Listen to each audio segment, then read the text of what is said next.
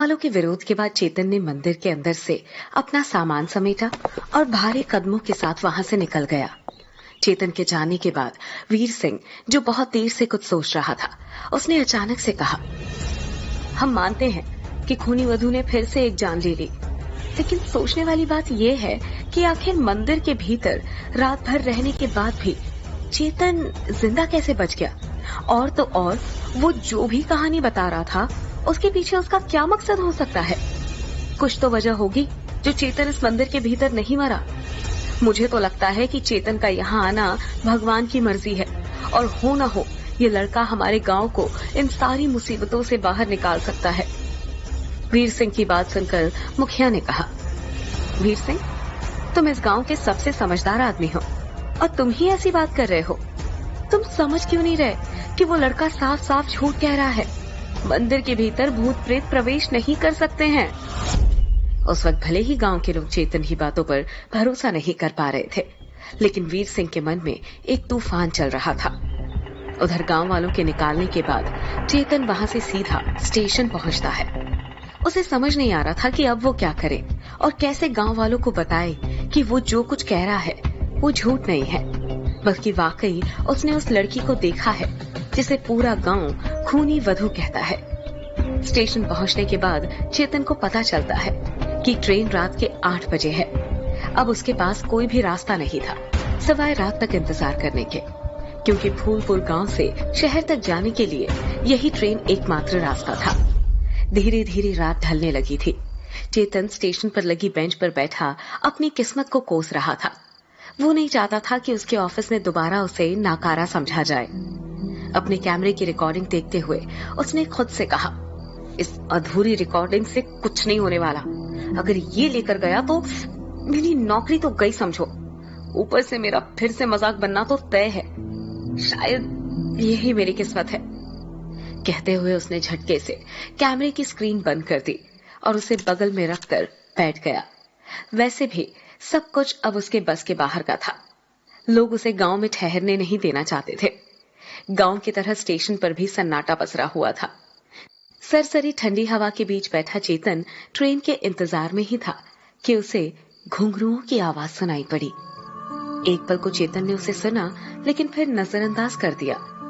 कुछ देर रुकने के बाद दोबारा वही आवाज फिर सुनाई पड़ी। इस बार चेतन अपनी जगह से उठ खड़ा हुआ। वो इस आवाज को परख लेना चाहता था, पर पूरा स्टेशन अंधेरे की एक काली चादर में लिपटा हुआ था। उसे कुछ ज्यादा नजर नहीं आ रहा था। स्टेशन पर लगे एक खंबे पर एक लालटेन लटक रही थी, जिससे आती दम तोड़ती रोशनी में चेतन को एक साया नजर आया जो दीवार के ठीक पीछे से बाहर आ रहा था। उसके मन की घबराहट बढ़ गई।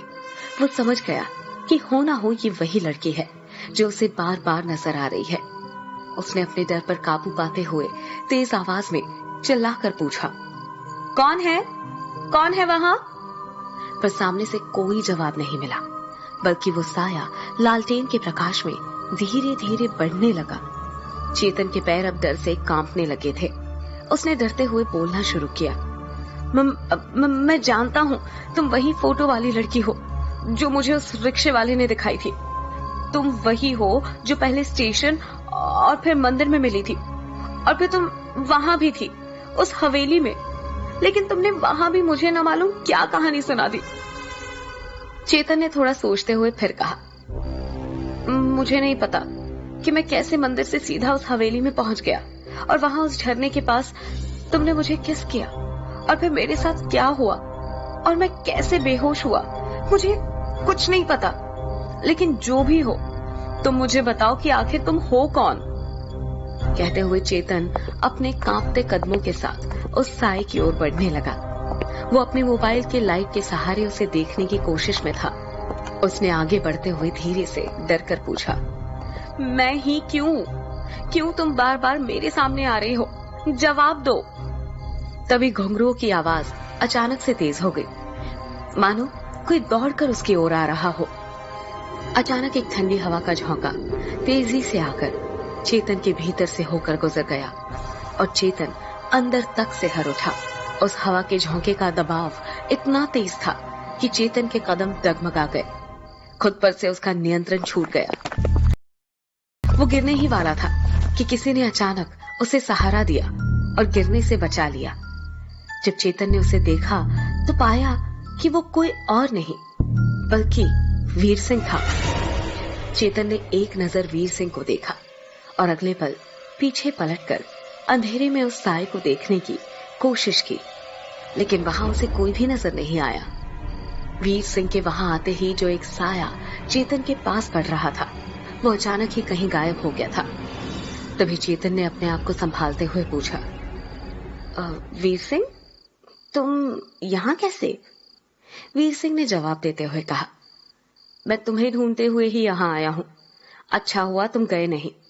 मैं चाहता हूं तुम हमारे साथ रुक जाओ कुछ वक्त के लिए, शायद हम गांव वालों की कुछ मदद हो जाए। चेतन ने आश्चर्य से पूछा, आखिर मैं क्या मदद कर सकता हूं? और वैसे भी गांव के लोग नहीं चाहते कि मैं इस गांव में एक पल भी ठहरूं, ना ही किसी को मेरी बातों पर भरोसा है। वीर सिंह ने उसके कंधे पर हाथ रखते हुए कहा, तुम उसकी चिंता मत करो, ये वीर सिंह सब देख लेगा। गांव वाले मुझे बहुत मानते हैं, मैं बात करूंगा। पर हाँ, तुम्हें मुखिया जी और गांव वालों के सामने माफी मांगकर इतना कहना है कि तुमने जो कुछ भी कहा था वो तुम्हारे मन का वहम था और मंदिर पर तुम अपनी फिल्म दिन में ही बनाओगे। वीर सिंह ने चेतन के और पास आकर धीरे से कहा, बाकी रह गया तुम्हारे सच का सवाल, तो कोई यकीन करे या ना करे, मैं करता हूँ। कुछ तो है जो तुमसे जुड़ा हुआ है। चेतन ने वीर सिंह को आश्चर्य से देखा और फिर हाँ में सिर हिला दिया और बोला, लेकिन मैं रहूंगा कहाँ? वीर सिंह बोला, वीर सिंह का घर बहुत बड़ा है, तुम्हें कोई दिक्कत नहीं होगी। अब अपना सामान उठाओ और मेरे साथ चलो। चेतन ने अपना सामान उठाया और दोनों बाहर जाने लगे। जाते हुए चेतन ने दोबारा स्टेशन के उस दीवार की ओर देखा जहां वो साया नजर आ रहा था, लेकिन उसे कुछ नजर नहीं आया, केवल उस लालटेन की लौ फड़फड़ा रही थी। वीर सिंह ने चेतन को परेशान पाकर पूछा, क्या हुआ, कुछ छूट गया क्या? चेतन चाहता तो वो स्टेशन वाली घटना वीर सिंह को बता देता, पर उसने सोचा कि शायद वीर सिंह उस पर भरोसा ना करे। यही सोचकर चेतन ने कुछ ना कहकर बात टाल दी। साथ चलते हुए चेतन ने वीर सिंह से पूछा, तुम्हें उस भूतनी का डर नहीं है क्या? वीर सिंह ने हंसते हुए कहा, वीर सिंह को किसी भूत का डर नहीं, अपने पास शक्तिशाली ताबीज है, मैं तुम्हें भी दूंगा, तुम चिंता मत करो। लेकिन तुम्हें तो ताबीज की जरूरत ही नहीं है, तुम तो मंदिर से जिंदा लौटे हो और उस भूतनी ने भी तुम्हें कुछ भी नहीं किया था। थोड़ी देर में दोनों बातें करते करते वीर सिंह के घर पहुंच गए। वीर सिंह ने चेतन को छत पर बने कमरे में ठहरा दिया। अगली सुबह जब चेतन उनींदी आंखों के साथ जागा और अंगड़ाइयां भरता हुआ कमरे से दूसरी ओर बने बाथरूम की ओर बढ़ा, तो उसने ये भी चेक नहीं किया कि बाथरूम खाली है भी या नहीं, और वो तेजी से दरवाजा खोल अंदर दाखिल हो गया। अचानक एक चीख के साथ ही उसकी पूरी नींद उड़ गई। उसने देखा कोई लड़की नहा रही थी। उस लड़की के साथ चेतन की भी चीख निकल गई। तभी लड़की ने हड़बड़ाकर कहा, तुम क्यों चिल्ला रहे हो? अब पहले ये बताओ तुम हो कौन, सीधा अंदर क्यों घुस आए? चेतन ने एक नजर उसकी तरफ देखा तो पाया कि उसने तौलिए से अपने गीले बदन को ढक रखा था, लेकिन उसके गीले लंबे बालों से पानी टपक कर उसके रेशमी कोरे बदन पर अचखेलियां कर रहा था। एक पल को चेतन की आंखें उस पर टिक सी गई। उस लड़की की गुलाबी भीगे होंठ और एक पतले से पर्दे के पीछे से झांकते गोरे मुलायम कंधे चेतन को बेताब किए जा रहे थे। लेकिन उस लड़की की आवाज से चेतन पल भर में होश में आ गया। उस लड़की ने चिल्लाकर पूछा, यहाँ वहां क्या देख रहे हो? बड़ी बेशर्म इंसान हो, बताओ कौन हो तुम, तुम्हारा इरादा क्या है? चेतन ने फिर अपनी नजरें घुमा ली और बोला, सॉरी, मेरा कोई गलत इंटेंशन नहीं था, लेकिन तुम कौन हो पहले ये तो बताओ। लड़की ने उसे बाथरूम से बाहर धक्का दे दिया और दरवाजा बंद करते हुए बोली, वाह जी वाह, मेरा घर और मुझे से पूछ रहे हो कि मैं कौन हूं? चेतन ने तेज आवाज में कहा, अच्छा सॉरी, मैं वीर सिंह जी का दोस्त हूं, माफ कीजिएगा। कहते हुए उसके चेहरे पर मुस्कुराहट थी। थोड़ी देर में वो लड़की कपड़े पहनकर बाथरूम से बाहर आई। वो गुस्से से भरी हुई थी, लेकिन वो चेतन को कुछ कह पाते उससे पहले ही वीर सिंह वहां आ गया और बोला, अरे तुम इससे मिल लिए? ये है मेरी बहन माही। वीर सिंह ने चेतन का परिचय करवाते हुए कहा, ये है चेतन मेरा दोस्त, बंबई से आया है, जल्दी से कुछ खाने को ले आओ हमारे लिए। तुम भी जल्दी नीचे आ जाओ भाई। कहते हुए वीर सिंह नीचे चला गया। माही भी उसके पीछे पीछे जाने लगी। चेतन उसे मुस्कुराते हुए देख रहा था। वही माही चेतन को गुस्से में देख रही थी। चेतन को नीचे आने का कहकर वीर सिंह अपने घर के एक कमरे में आ गया, जहां सिर्फ किताबें ही किताबें थी। कुछ देर बाद जब चेतन उस कमरे में पहुंचा तो वीर सिंह वहां बैठा कुछ किताबों के पन्ने पलट रहा था। चेतन ने पास ही पड़ी एक किताब बेतरतीबी के साथ उठाई और सारे पन्ने पलटकर उसे टेबल पर रखते हुए पूछा, वीर सिंह, गांव की ये जो भूतनी क्या कहते हो उसे?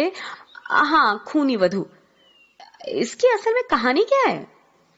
वीर सिंह ने अपना चश्मा साफ करते हुए कहा, दोस्त, कहानियां तो कई है, पर कौन सी सच है ये कोई नहीं जानता। लेकिन कहते हैं कि कई सालों पहले इस फूलपुर गांव की जगह एक नगर हुआ करता था।